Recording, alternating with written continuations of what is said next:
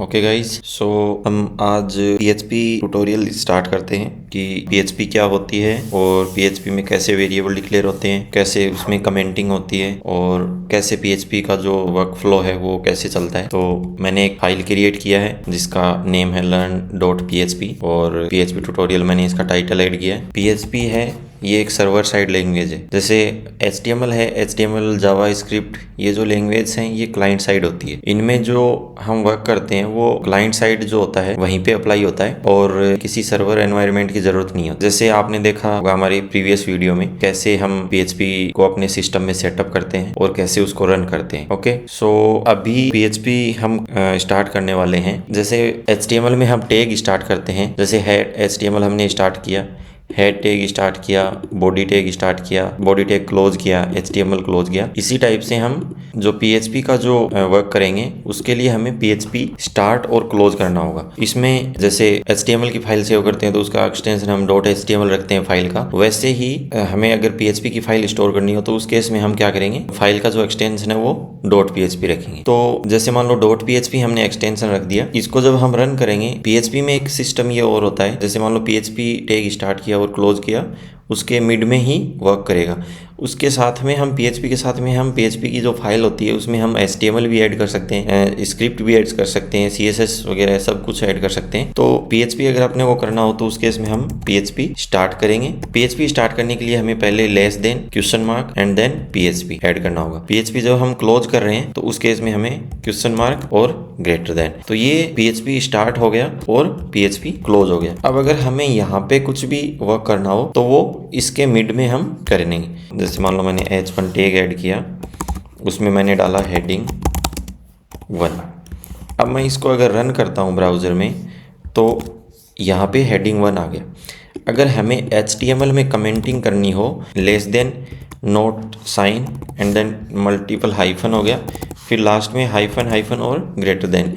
इससे क्या हो गया, ये वाला जो कोड है वो कमेंट हो गया। जब हम इसको रन करेंगे तो हमने जब जैसे मान लो पेज को रिफ्रेश किया तो ये हमारा कंटेंट यहाँ से रिमूव हो गया। अब अगर हम इसको चेक करेंगे यहाँ से कि वो सोर्स में है या नहीं है, तो हमने व्यू पेज सोर्स किया तो उस केस में आप देख पा रहे हो कि हमने यहाँ पे H1 जो टैग है वो लिखा हुआ है, लेकिन वो क्या है, कमेंटेड है, तो इसलिए हमें फ्रंट पे शो नहीं कर रहा। तो अभी हम जैसे एक बार वेरिएबल डिक्लेरेशन से स्टार्ट करते हैं कि PHP में वेरिएबल डिक्लेयर कैसे करते हैं। कोई भी वैल्यू स्टोर करने के लिए हमें एक वेरिएबल की जरूरत होती है। जैसे मान लो मेरे को अपना नेम स्टोर करना है या फिर मोबाइल नंबर स्टोर करने हैं, तो जो वैल्यू है उसको एक लोकेशन चाहिए जहाँ पे हम उसको स्टोर करेंगे और फिर उसके बाद में उसका आउटपुट सेट करेंगे, जहाँ पे अपने को जरूरत होगी हम उसको शो करेंगे। तो अभी जैसे वेरिएबल डिक्लेयर होता है PHP में, उसमें हमें पहले डॉलर सिंबल लगाना होगा। डॉलर सिंबल के बाद में आप A to Z तक कोई भी कैरेक्टर यूज ले सकते हो, ठीक है। उसके अलावा आप अंडरस्कोर यूज ले सकते हो। जो वेरिएबल डिक्लेरेशन का जो टाइप होता है वो होता है डॉलर।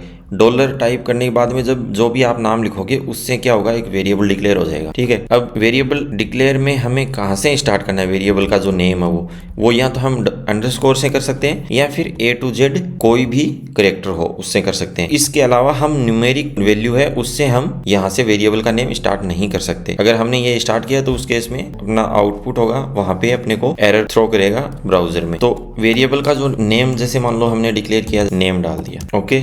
अब नेम में मैंने जैसे मान लो अपना नेम डाल दिया। ये मैंने क्या किया है, एक वेरिएबल डिक्लेयर किया, इसमें मैंने अपना नेम स्टोर कर दिया। अब इसी टाइप से हम दूसरा वेरिएबल भी डिक्लेयर कर सकते हैं, जैसे डॉलर मोबाइल। अब अगर मैं ये पेज जैसे मान लो अभी मैं इसको रन करता हूँ, इसको मैंने अभी रन किया तो यहाँ पे मेरे को कोई आउटपुट नहीं मिल रहा है। अगर मैं इसका पेज सोर्स भी चेक करता हूँ तो उस केस में भी मेरे को यहाँ पे PHP की कमांड, जो टैग्स वगैरह मैंने स्टार्ट की, क्लोज की, वेरिएबल डिक्लेयर की, वो यहाँ पे मेरे को कोई भी वैल्यू शो नहीं होगी। तो उसका रीज़न क्या है, रीज़न ये है कि अभी जैसे हमने डिस्कस किया कि HTML और jQuery एक लैंग्वेज है, ये है क्लाइंट साइड लैंग्वेज, और जो PHP है वो है सर्वर साइड लैंग्वेज। तो जो ब्राउज़र है, ब्राउज़र PHP को अंडरस्टैंड नहीं करता, वो इसको समझता नहीं है। तो उसके लिए क्या होता है कि हमें सर्वर सेटअप करना होता है। तो जब हम सर्वर सेटअप करते हैं तो उसमें कुछ सर्विसेज होती है जो PHP को कंपाइल करती है, जैसे अपाचे हो गया, INX हो गया। ये आपको आगे चल के आगे के जो टॉपिक्स होंगे उनमें आपको ये बेटर क्लियर हो जाएगा कि अपाचे सर्विस क्या होती है, INX सर्विस क्या होती है। वो जो सर्विसेज होती है वो जैसे ही अपना कोड रन होता है तो उसकी रिक्वेस्ट अपाचे सर्विस जो होती है वो क्या करती है, PHP का जो कोड होता है उसको कंपाइल करती है और फिर जो उसमें जो आउटपुट सेट किया हुआ होता है वो आउटपुट लेके ब्राउज़र को सेंड कर देती है। तो उस केस में क्या होता है कि ब्राउज़र को जब इनपुट मिलेगा तभी ब्राउज़र आगे आउटपुट शो कर पाएगा। तो ब्राउज़र होता है उसको सिर्फ और सिर्फ HTML जो टैग सिस्टम है वो ही समझ में आता है।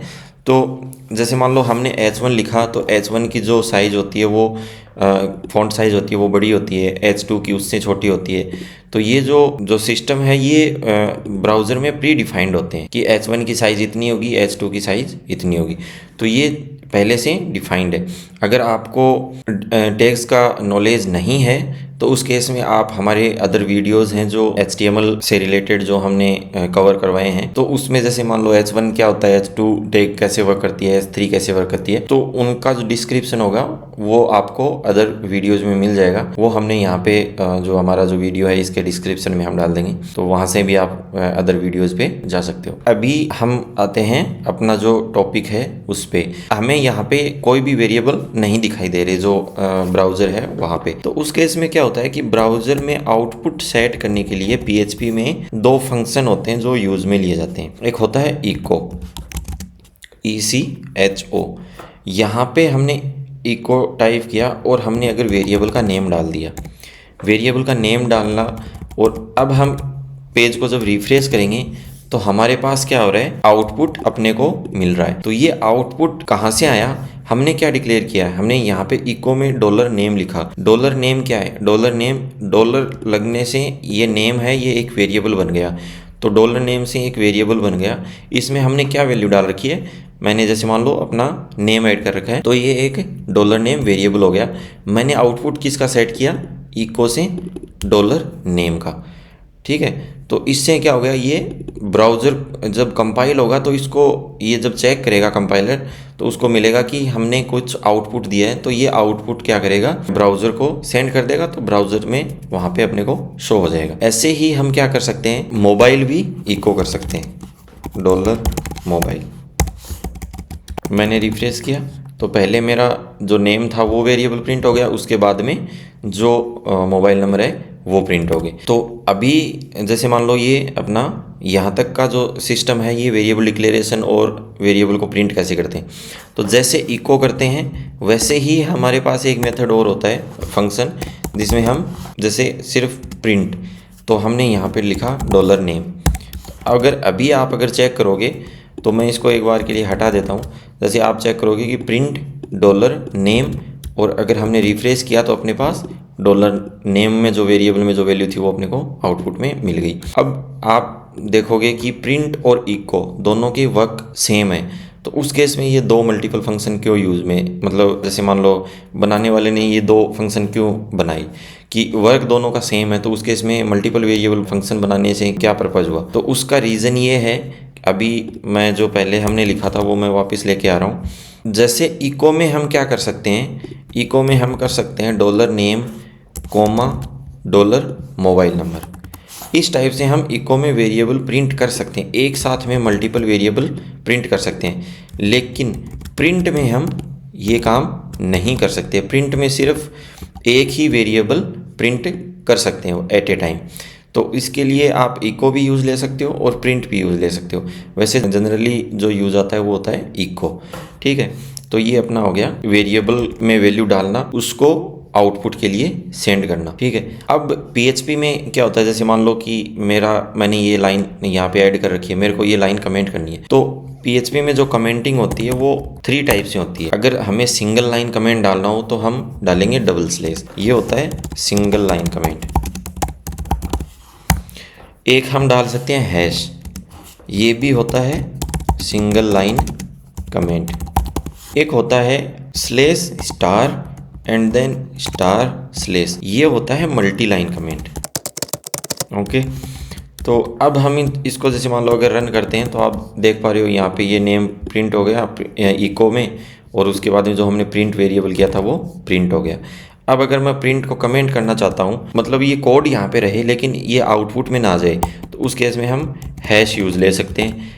तो अगर आपने हैश यूज़ ले लिया तो लास्ट वाला नेम यहाँ से हट गया। अब जैसे मान लो मैं इको को भी कमेंट करना चाहता हूँ तो आप डबल स्लेश भी यूज़ ले सकते हो।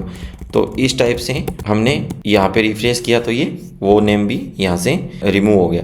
उसका रीज़न क्या है, हमने ये लाइन कमेंट कर दी तो ये अब कंपाइल होगा लेकिन आउटपुट के लिए नहीं जाएगा। अब जैसे मान लो हमें ये दोनों लाइनें कमेंट करनी है तो उस केस में आप क्या करोगे, slash star and then star slash, एक साथ में हम मल्टीपल लाइन भी कमेंट कर सकते हैं। तो ये हो गया कि हम PHP का जो वर्क है वो कैसे करेंगे, PHP स्टार्ट कैसे होता है, PHP इस टाइप से टैग होता है जो स्टार्ट होता है, क्लोज कैसे होता है, PHP में लाइन जो कमेंटिंग होती है वो कैसे होती है, वेरिएबल हम कितने टाइप कैसे डिक्लेयर कर सकते हैं, कैसे वेरिएबल की वैल्यू को हम आउटपुट में सेट करें, जैसे वेरिएबल डिक्लेरेशन आउटपुट में सेट करना, तो ये हम इस टाइप से यहाँ पे कर सकते हैं। Okay, see you in the next video with the data type की PHP में डेटा टाइप्स क्या होते हैं, जो वेरिएबल्स होते हैं उनकी जो वैल्यू होती है उस वैल्यू की क्या प्रॉपर्टी है वो हम अपने नेक्स्ट वीडियो में देखेंगे।